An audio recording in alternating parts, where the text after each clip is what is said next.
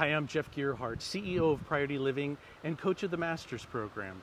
My wife Heather and I are here in Maui, and I have a question for you. Who's in your pipeline? The pipeline of people that you're bringing to Christ. You know, in the Masters Program, sessions 7, 10, and 11, there are key moments where we get to have fresh takes on the gospel and then to start to make plans for people who are on your list of committed prayers to bring those who don't know Jesus to him and those who know him to go deeper with him. I remember this story as a freshman in high school. I tried out for a baseball team at a 5A school in Central Florida. The team's coach was named Berto Benjamin. He had coached many great players for decades, including a few who had been in the major leagues. The only problem was that the team had missed the playoffs the previous years despite being loaded with talent. Now the problem in Coach Benjamin's assessment was that there was just too much strategy and not enough getting the basic job done of scoring runs and getting the other team out. In every other game, there's the possibility of strategy to get ahead, but if all you think about is strategy and aren't checking the scoreboard, you're in danger of losing the game. Recent decades have seen leaders in our faith turn to other strategies that are not at the heart of the game to be played that Jesus ordered. Love God, love people, make disciples. My question is, who is in your pipeline? Now, every day, any of you who are in sales and marketing, and to be clear, any of you who are in business, you're in sales and marketing. So any of you who are trying to close more clients, you have a pipeline. That pipeline is filled with new targets, repeat clients. As you're herding them through the stages of that pipe, they're getting closer to the deal. Here's my pipeline of those that I want to know Jesus more.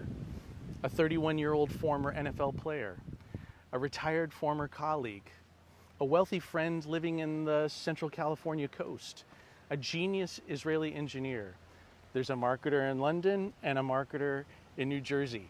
And there are many more that I'm chasing to go further with Christ, but this is my pipeline that I'm managing.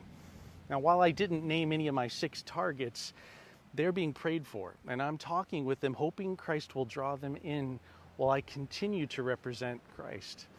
If you're a kingdom leader, you need a pipeline. Start today and make 2 lists. The first list is the list of those who have never put their faith in Jesus. What prayers are you making for them? What intersections of conversations will you have with them that will help to further the conversation of Christ? And a bonus challenge here for you, what's a compelling question your target needs to consider in their journey to God? The second list is those who know Christ and follow your lead here. I see this as the 3 and the 12.